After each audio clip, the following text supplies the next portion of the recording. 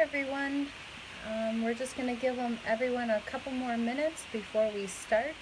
We're going to be talking today about mental health in regards to awareness as parents and how we can all support our mental health during this crazy time. So we'll just give everyone a couple more minutes and then we'll be able to continue on. So I'm going to just give a couple more minutes to allow people to jump in.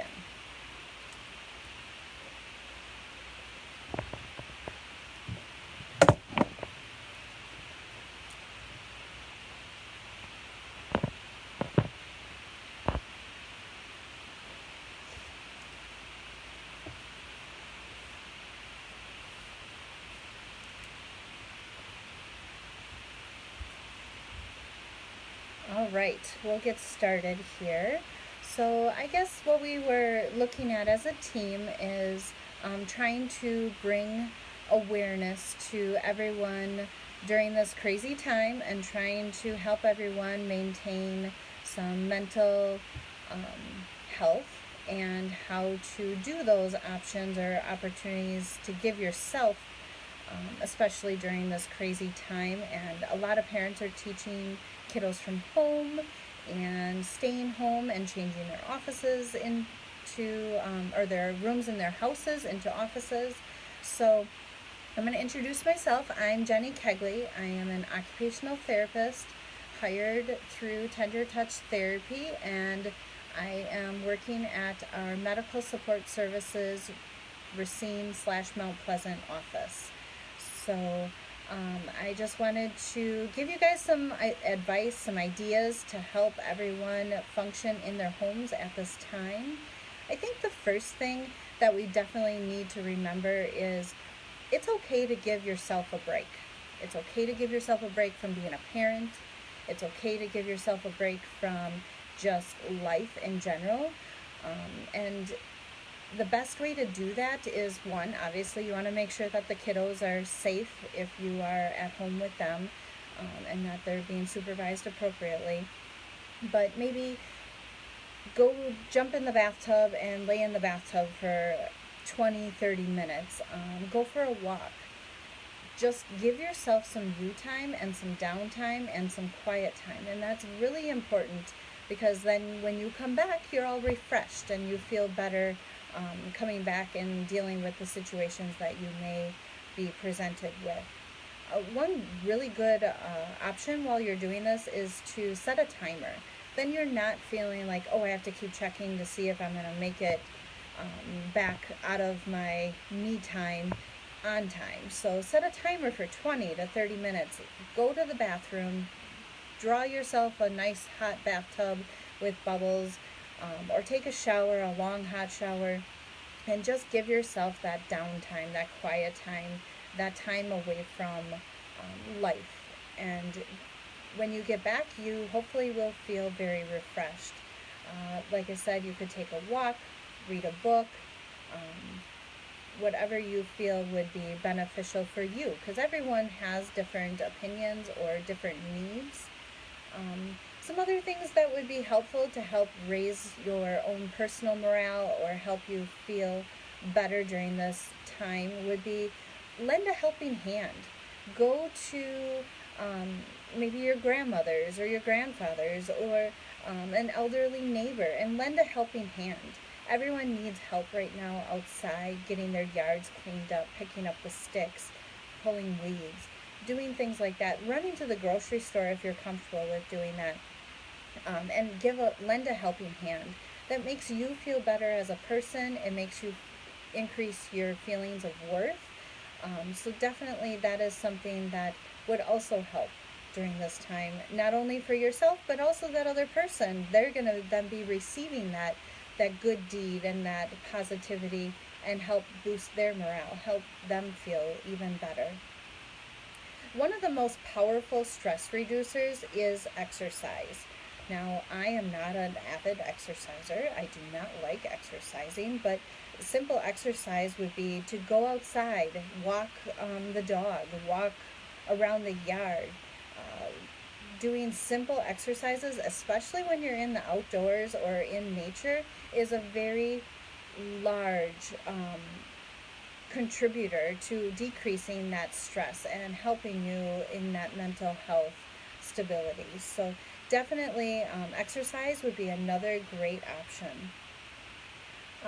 Breathing is another thing that I think we all take for granted, that a simple breath of good fresh air or just even a deep breath helps reset our mental situation that we're in. One strategy or technique that I was taught is to do square breathing, where you breathe in for 4 seconds, you hold that breath for 4 seconds, you breathe out for 4 seconds, and then you hold it for 4 seconds. And you keep repeating this until you feel that calmness, that reorganization, and just that overall good feeling that you're ready to get back in life and ready to deal with the stress-causing situation that you may be dealing with. Something, maybe it's a reaction. You are having to deal with a child that just dumped all the Cheerios all over the floor. Taking this deep breath and then preparing your body to then be able to react accordingly and deal with the situation at hand. Meditation is another really good opportunity for our families and parents to utilize, to give them that inner peace, that self-awareness, just checking in with your body and making sure that you are being very self-aware. There's a lot of different meditation apps available. One of them that I believe I use is In-Sync Timer, I believe, and that seems to be a very good starting point for meditation. Meditation, all you really need to do is try to clear your mind, focus on something else, whether it be your breathing or imagery of a beautiful forest or maybe ocean waves, just something that you're quieting your mind and disengaging your mind from the everyday life and giving yourself a break. That's a very good other way to make sure that you are checking in with your body and checking in to see that you're ready to deal with whatever you're going to encounter. Some other things that I think may be very obvious would be to take a break from the news, take a break from social media. A lot of social media and news is negative driven, and if you're finding yourself to be very overwhelmed by watching the news or reading social media, then take a break from it. And that's okay to give yourself that break. You can just check in and look online occasionally to see what you might have missed. But it is, if you're finding that that's causing you increased anxiety or increased fear, it's okay to take a break and give yourself that opportunity to do that. And that kind of goes along with my next comment, would be to give yourself grace. During this time of unknown, all of us need to give ourselves grace. We all are going to make mistakes. We're all not going to be perfect in parenting our children or making sure that the kids' schoolwork is done or thinking about, maybe doing that art project differently or whatever. It's okay to give yourself the grace that we're not perfect, and that teletherapy session might not go 100%, and it's not on you, and it's just giving yourself the grace and understanding that things are not perfect right now, and that's okay. And as therapists, we're not expecting these teletherapy sessions to be 100% perfect every single session. We are giving as much grace to you as we hope that you're giving yourself, and to the kiddos especially. And then that kind of goes along giving yourself grace, but also giving other people grace. Other people are dealing with different things, different scenarios, different situations in their home, in their work life, that we need to just understand that everyone needs to give each other grace at this time. One thing that I found was very beneficial in the very early stages of the COVID-19 was to clean out, go through things that we might not have had an opportunity to clean out before. Clean out all those junk drawers or the closet, or going through some of those boxes in the basement. And that gives you a sense of like just a weight lifted off your shoulders, or just feeling that you accomplished something, you got rid of stuff from that you don't need anymore. You're giving it, when Goodwill is open again, you're giving it to people that could use those items. It just gives you a sense of fresh start. So definitely that would be another option. I think one thing that I have found in a lot of my sessions is routine. Some families are sticking strictly to a very set routine Monday through Friday to give the kids some stability and to give the kids that opportunity of knowing what to expect next. I think that's very important as adults, that we do the same. So having a routine, waking up in the morning, doing your normal morning routine, especially for those that are working from home, it gives you that, okay, this is the sequence I'm going to do. This gives me my awareness of what to expect next. It also helps the kiddos understand that, okay, so mom is still getting up and brushing her teeth and getting dressed and preparing for her day and going about her awareness and reassurance that everything is going to be okay. Within that routine, it's important to maintain good hygiene, good eating habits, and good sleep patterns. To go to bed on time, to remove the electronics out of the bedroom, avoid the large meals, caffeine, and alcohol prior to bedtime, to give yourself that good sleep pattern.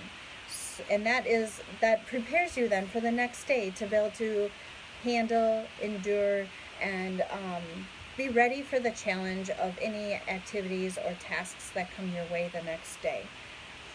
Healthy eating was part of that good routine piece, and well-balanced meals are very important. It prepares our body for any illness that may come our way, for the stress that may come our way, or that we may be dealing with, to give our bodies that, I guess, ready to fire situation in case there is that opportunity of exposure to illness or whatnot. And then by eating healthy, that would mean like taking in a lot of fruits and vegetables in their raw form, decreasing sodium intake. Just add color to your dinners or your lunches. Have a variety of vegetables and fruits available to yourself as well as the kids, so that you are eating a well-balanced, healthy diet. So that is a very good thing to add to your daily life to prepare. A couple other things. Starting a new hobby is always a fun thing that would be totally worth it right now. Maybe you want to start up drawing or taking art classes or even photography classes. There's a lot of different opportunities online for taking some of these courses, and some of them are waiving the fees. Some of them have very nominal fees to join these tele classes to start a new hobby. Maybe gardening or doing flowering. Doing flower gardens outside would be another area of interest for you for a hobby. Just taking on that new hobby, giving yourself that new fire, fresh start, life focus is a really good way to also deal with any kind of mental health frustrations you might be dealing with at this time. And focus on what you can control. We cannot control COVID-19. We cannot control our governors, our president, whatever you want to say. But we can control our own health. Washing your hands, maintaining social distancing, control what you can control and give that control that of those items that you can't control to others. Just focus on you, yourself, your family, your immediate family, your home, and try to encourage some of those new happy rituals and new happy beginnings for yourself. One thing that I thought would be a lot of fun, because we have lost our opportunity to interact as adults with our friends and our other adults, is to create a happy hour virtually online and be able to communicate with our friends and chat up different topics, whether it be what are you going to do for a vacation, hopefully this winter, or how did your week go? And just sharing those ideas of different opportunities or different situations and that you encounter during the week, and sharing the knowledge that you have so that you can give different information to one of your friends, or just even having that friend listen to the problems that you may have endured during the week, or the crazy thing that your child may have done with the black magic marker or with the scissors. I mean, there's some crazy stuff that does happen, and just having that laughter and that fun time with your friends, I think, is a major thing that is missing in our society right now. So definitely taking that time and having those socialization opportunities with your friends, whether it be virtually or socially distanced appropriately out on the road, in the driveway, or in the cul-de-sac type of thing. And then focusing on gratitude, being thankful, changing that negative situation that we may encounter into a gratitude situation. I mean, maybe this isn't what we expected for our spring or early summer, but focus on the opportunities that we are able to have when we are enduring this COVID-19 situation, whether it be, well, yes, we can't all go run here, there, and everywhere, or go into the store as we want, but we are able to stay home with our kids, and we are able to play games at night, and we are able to do family meals. So focusing on the gratitude piece instead of how much our lives are changing at this time. One thing I forgot to say in the very beginning is give yourself the opportunity to be sad.